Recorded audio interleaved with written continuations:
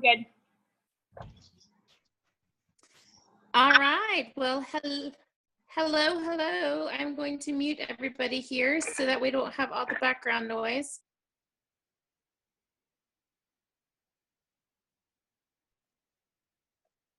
Okay. That didn't work.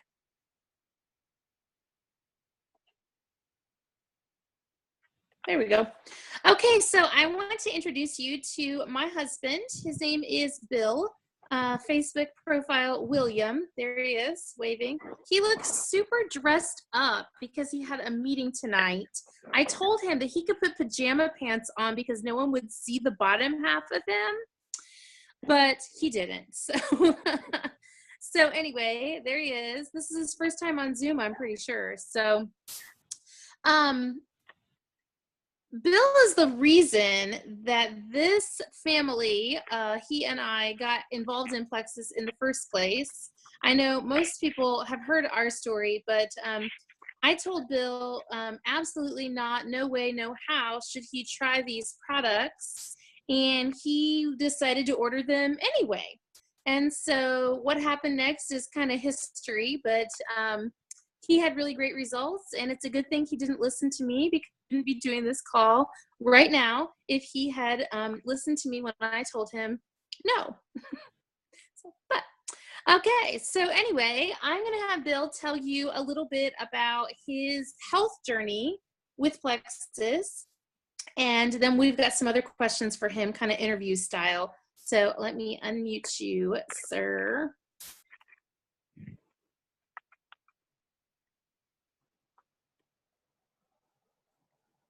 Hello? Okay, hon. Okay. Yeah. Okay. So what's your first question? Tell me about your health journey with Plexus. So it's probably about 3 or 4 years ago. My traditional breakfast would include a king-size candy bar and 1 liter of Diet Coke. And my mid-afternoon snack would be another candy bar and another 1 liter of Diet Coke. And shortly after I used Plexus, I haven't had a Diet Coke for going on 3 years, 3.5 years. Yeah. So immediately lost some weight, started to sleep better, had more energy, didn't need the candy bars, and so that's about it in a nutshell. What products do you use? Whatever you put in front of me. The Slim, the ProBio 5, the X Factor, the Mega X, the Bio Cleanse. I think that's it. Oh, the block. Yeah, that's it. Yeah. Hey guys, hang on. Hang on.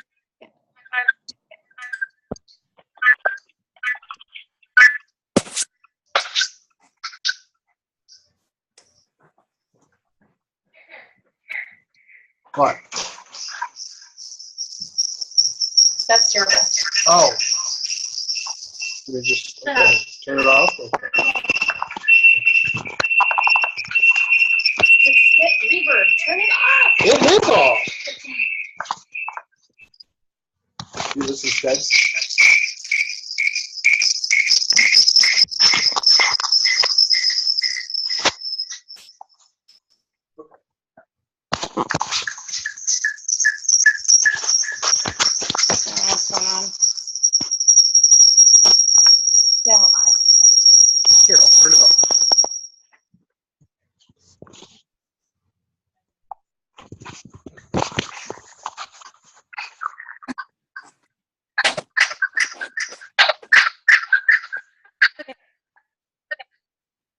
Sorry. Clearly did not work.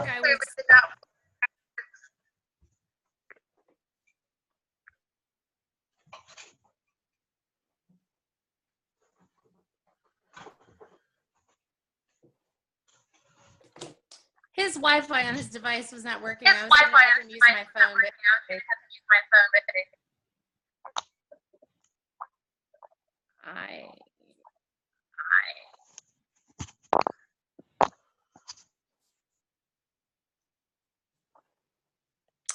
I think the lesson we have learned here is don't do a Zoom with someone in the same house as you. So we need a bigger house or something. I don't know. One of us should have gone upstairs and the other one downstairs. All right. So I'm going to unmute you. First of all, I had no idea you were eating like a Coke and candy bar for breakfast and another one in the afternoon. So wow, you totally ratted yourself out there. That is news to me. I'm glad you're not doing that anymore. Tell me a little bit about New Path, where you work and how long you've been there and what it is and what you do.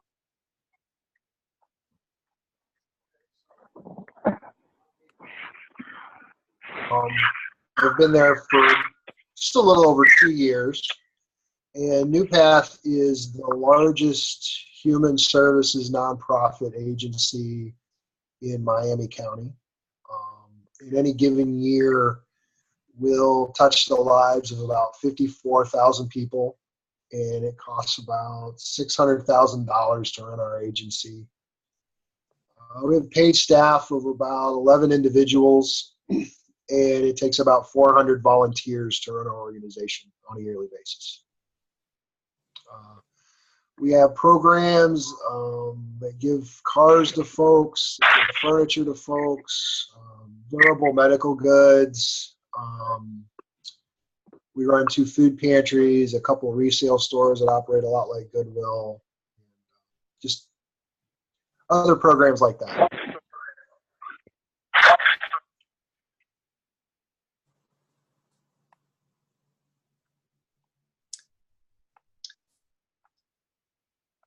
Muting people.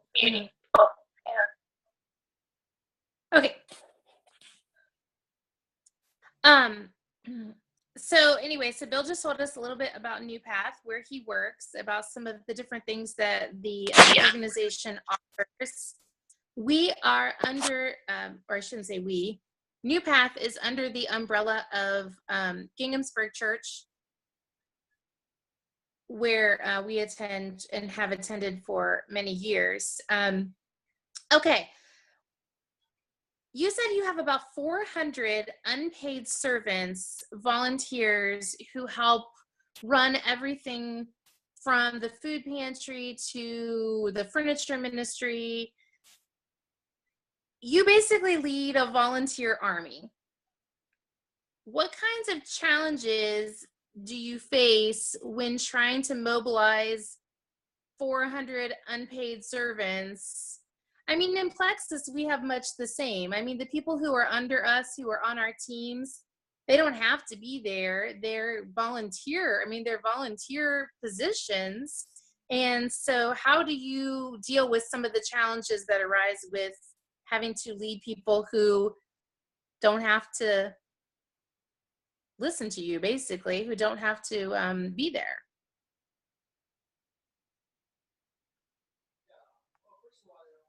They kind of do their own thing. But generally, there's 2 things that I try to accomplish. First of all, what I try to accomplish is make sure that the environment that we create is caring and loving and supporting. That way they'll want to come back. Nothing is more disheartening to me than hearing about a situation in which one of our volunteers had a bad experience or had an experience in which they no longer want to come back to us. We take individuals with all different types of personalities and all different skill levels, and we really try to impart on them that no matter what they do, they're providing value to the work we're doing, which goes into the second part, we really try to make these individuals feel a passion for the work they do. If these individuals don't have a passion, they can't relate their particular task to the larger mission that we're trying to accomplish, they don't have the investment in it. And so if they understand that when they go out on a Thursday morning to go pick up frozen food from the local grocery store, that's actually feeding people for the weekend, it's easier for them to get excited and motivated to continue to do that work.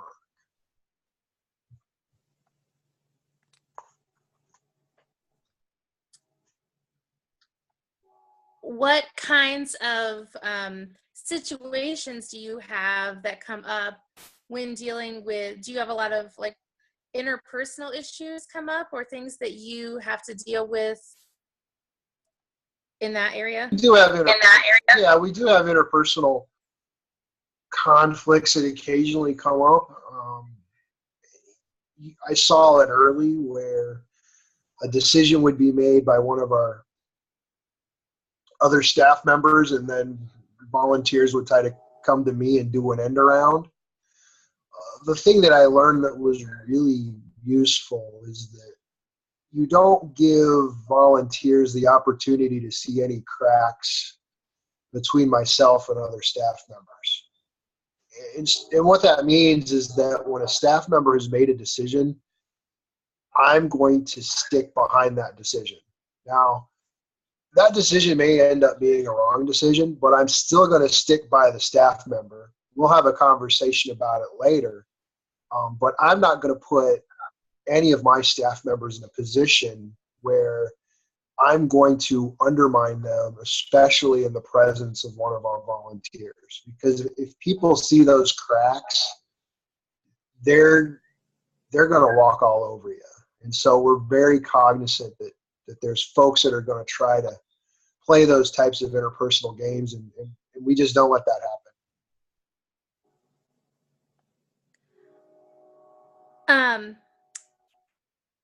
How important is recognition and praise? What are some things that you do with your staff, both your paid and unpaid staff? How do you boost morale, and how do you keep them coming back week after week and wanting to be there? And you've been there 2 years, and you haven't really lost any employees. Like, you don't have a lot of turnover. I think everybody likes working for you. You really excel at cheering people on and motivating them in a way that I don't. As a yellow personality, that's kind of your gift. Tell me about some of the things you do. Hold on, hon. Okay, go. Okay, so there's two things. When it comes to our volunteers, we've implemented a Volunteer of the Week program where we honor those folks through a Facebook post.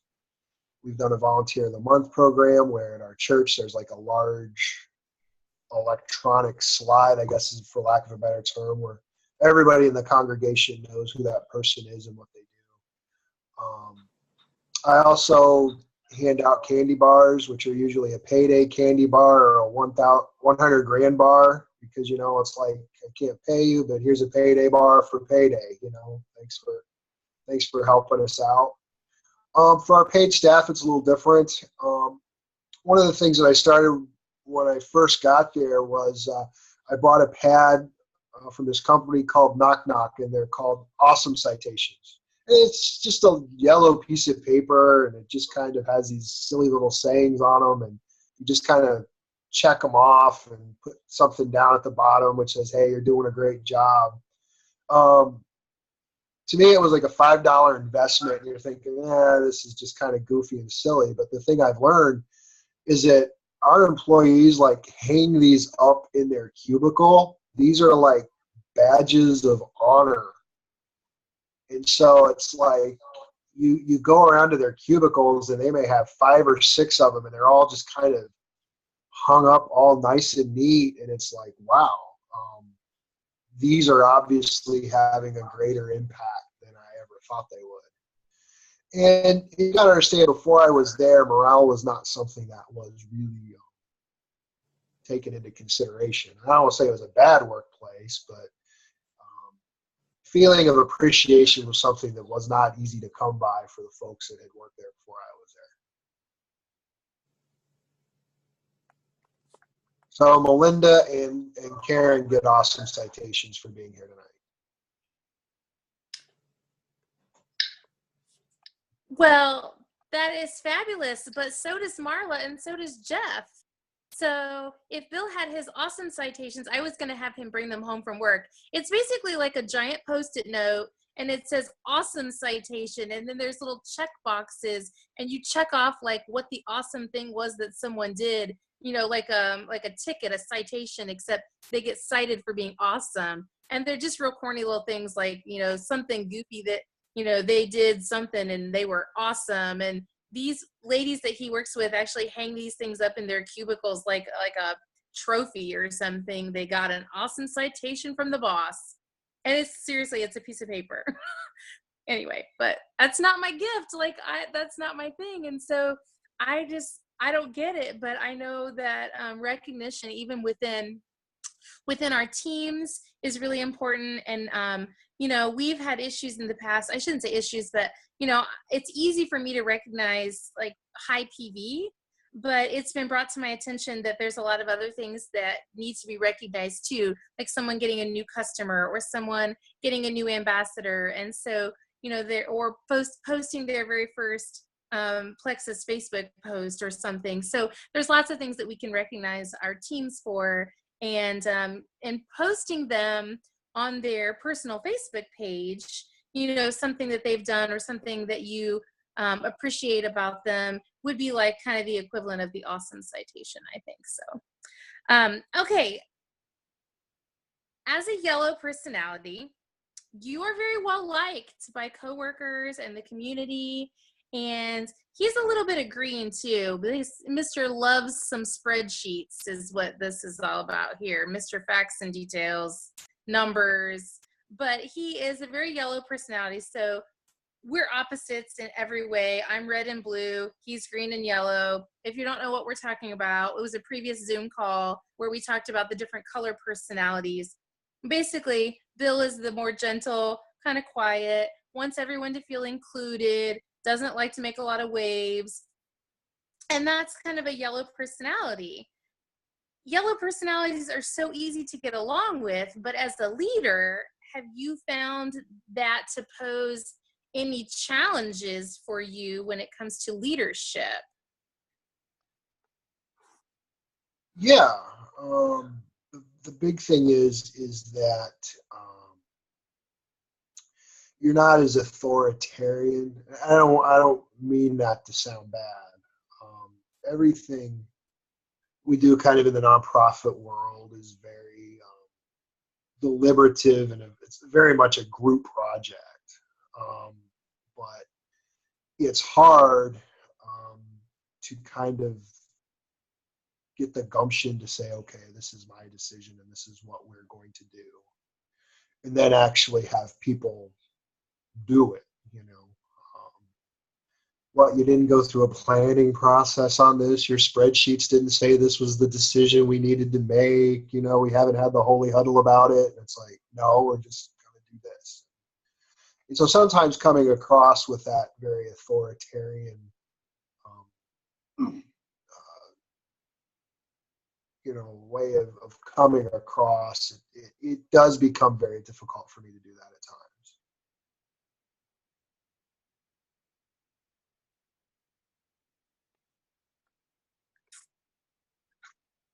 I can see that in even just in our family, just in a lot of ways. You know, Bill's kind of the person that will say, well, I don't really care where we go to dinner. It doesn't matter to me. Like, wants to just, you know, go with the flow. And so if he does have an idea or something he wants to do, I know that that's sometimes hard for him to say, this is what we're going to do because I said so. So I could see where in a leadership position that would be tough, you know, that command. And that's a red personality. I mean, that that kind of bossiness or that kind of command. You just authoritarian, you said. So I would think that being in a yellow position, first of all, you are totally well suited for the job that you have, because I can't think of a job where you're doing more caring for people and more helping people. And of the other jobs that you've had, since you graduated from college, this is probably the job where you get to do the most helping. And that's a yellow's main goal in life, is to help. That's what they live for, is to help people. So my next question for you is, because you have to solicit donations for your nonprofit organization, you're funded pretty much by donations or donated items that are then resold, and then that money is used for the organization. But when it comes to a random donor, a random person who is going to give money to your organization, what causes them to give? Why would they choose you as opposed to some other nonprofit? Well, I think it's important to recognize that nonprofits have two sets of customers. Most businesses, and including a Plexus business really for that matter, you almost have one customer. It's that individual. That individual pays for the product, and that individual gets the product. In the nonprofit world, it's completely different. I have people who are paying for products, and those products are going to a completely different set of people. And so I've got two sets of customers that I have to worry about. And one of those sets are donors. Nonprofits are constantly judged in the larger world by third-party organizations and by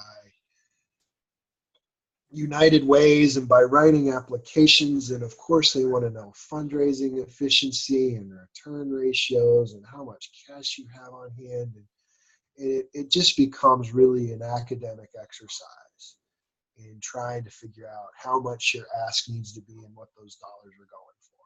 I mean, for example, everybody wants a copy of your last audit or your 990, which is basically our 1040 tax return. It's funny because you go and talk to these people, especially like United Ways.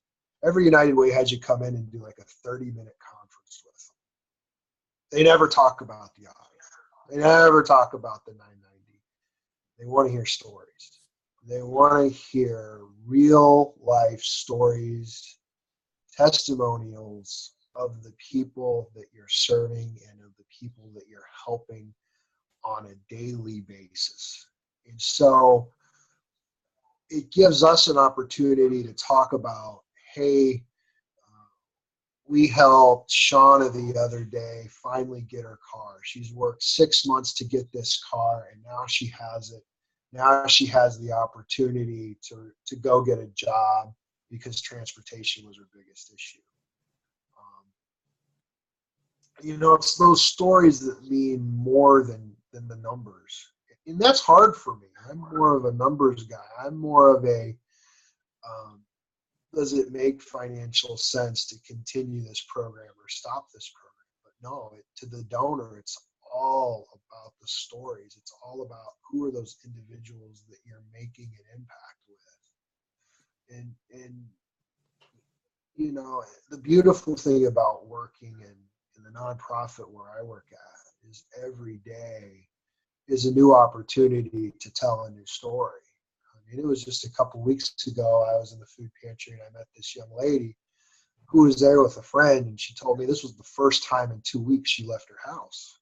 And I found that kind of interesting. I said, well, what happened? She said she was recently diagnosed with schizophrenia, and the medication that she was on just did not allow her to leave the house. And so to me, that was just an amazingly gripping story, how 4 days of groceries, which could be something that we honestly just take for granted, this was a huge deal for this young lady to just get out of her house. And so those are the kinds of stories that have the biggest impact on our numbers.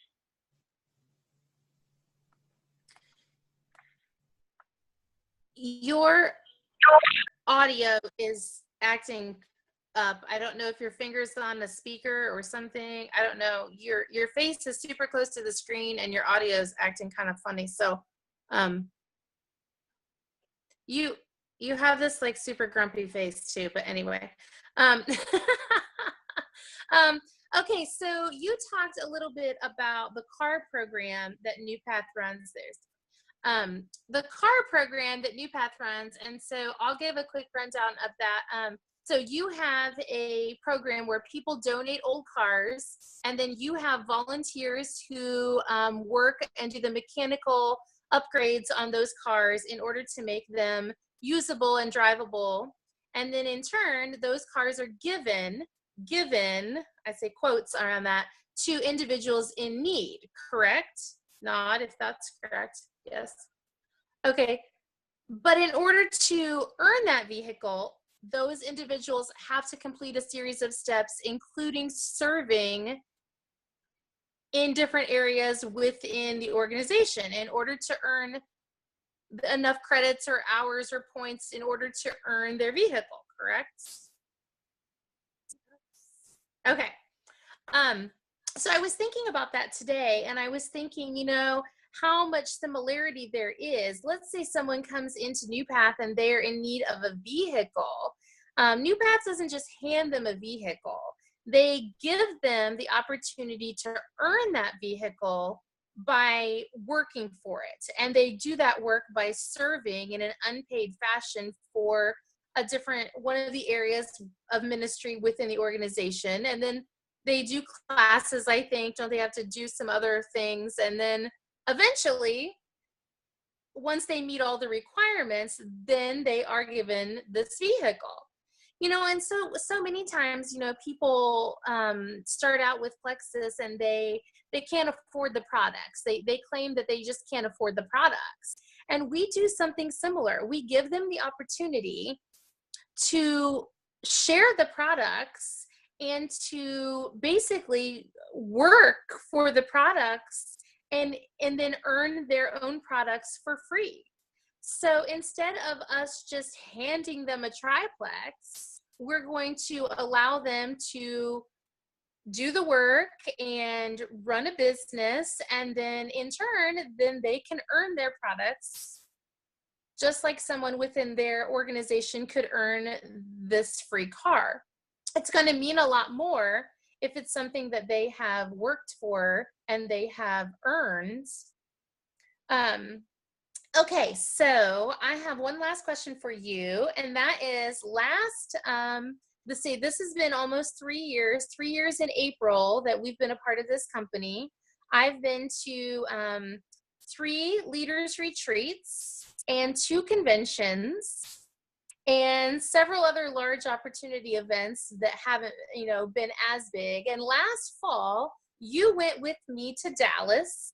No kids, just you and me. Now, prior to that, we had gone to Washington, D.C. as a whole family, and that was a little frustrating because Bill ended up spending a lot of time with the kids while I did some different events. And so in October of last year, you went to Dallas with me, no kids. So you got to fully participate as an ambassador in this big event that Plexus put on for leaders in the company. So tell us a little bit about what that experience was like, and do you recommend that people go to a large event? Because that was the first one you'd really been to. How did that change your perspective of the company, or just kind of change your thoughts? There's 2 things that come to mind. First, I've never been around so many people that were committed to a singular cause. It became obvious that everyone there, it wasn't necessary. I mean, they were all very pro Plexus, but they were also very giving of their time in their own effort to help everyone else that you would come in contact with. There were a lot of stories being shared, a lot of strategies being shared. It was really, really neat to see that. It was a unique opportunity to see relationships that have started maybe through events like this to kind of come to fruition where there's actual face-to-face conversations that come through. And that was really, really neat to see. And I think the second one's kind of more personal, but it was just really neat to see Ashley in her element, kind of with her own kind. I'm certainly not trying to be offensive by that, but to see her in an environment where she was excelling and where she was, it was weird because I remember I was in a lunch line somewhere, and some stranger says, "Oh, you're Ashley's husband. She's like really doing this Plexus thing really well." And I was like, "Wow, honey, you're like a B-list celebrity around here, you know? I mean, that's kind of cool." And so to see her kind of excel in that environment was really neat. And that almost made the trip worth it right in itself right there. Oh, yeah, if you have an opportunity to go, you should probably take advantage of it. And I tell you that because it is obvious that the people who run Plexus want to make these events impactful for those that go. Not only do it's obviously spend a lot of money on everything that they do. Every detail appears to be meticulously taken care of. But they want to bring all of the ambassadors together so that you can learn from each other, so that you can develop those relationships, and so that when you go back home, you now have a stronger network to help you take your own efforts further and farther.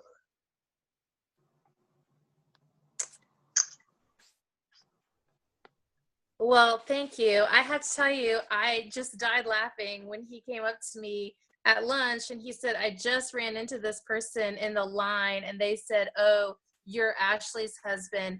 Oh, she's really knocking it out of the park.'"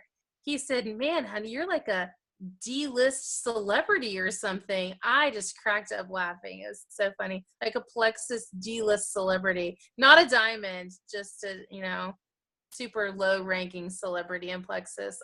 It's just funny. But yeah, we got to meet so many people at that event. And of course, he had no idea who any of them were. And I'm like, "Look, it's Sonia Dudley. Look, that's that lady that's the Olympic swimmer." And he's like, he didn't really, even the A-list Plexus celebrities, he didn't even know who they were. Like, "That's Celeste Quinn." And he's like, "So what does that mean?" So anyway, it was a good time though. It was really fun. And Plexus really does roll out the red carpet at these events. I know the Halloween party we went to with like the full-on roasted pig that was like still whole, and that Bill was like, "What?" It's like carved, roasted pigs and stuff. It was very interesting. But yeah, it was a good event. Thank you for everyone who hopped on here tonight, and thank you for sharing a little bit about your world in the nonprofit world. There are a lot of connections and a lot of parallels in how important it is to share your story, and that people are not going to buy Plexus because we list a bunch of ingredients. It's going to be because of the stories. Just like people are not going to donate to New Path because of all of your, charts and reports and spreadsheets. It's going to be because of the lives that are being impacted and the stories that you're sharing. And so, of course, there's always challenges when you are leading volunteers. And just like we do in Plexus, we have all these people who are on our teams, and they don't have to be. We're not their bosses, and they don't have to be. And so we have to keep them around. And I love how you do that by being so caring. You have this open door policy with your staff. They can come in, and you've chatted with the women about their spouses not wanting to eat enough vegetables and everything under the sun. Like, you are very relatable and personable, and you really get to know them and build those relationships. And that's so important. So everybody's try to give out an awesome citation this week, and try. So we'll have to get some from Bill so I can send all of you an awesome citation for getting on this call tonight. So, all right. Well, our time is up.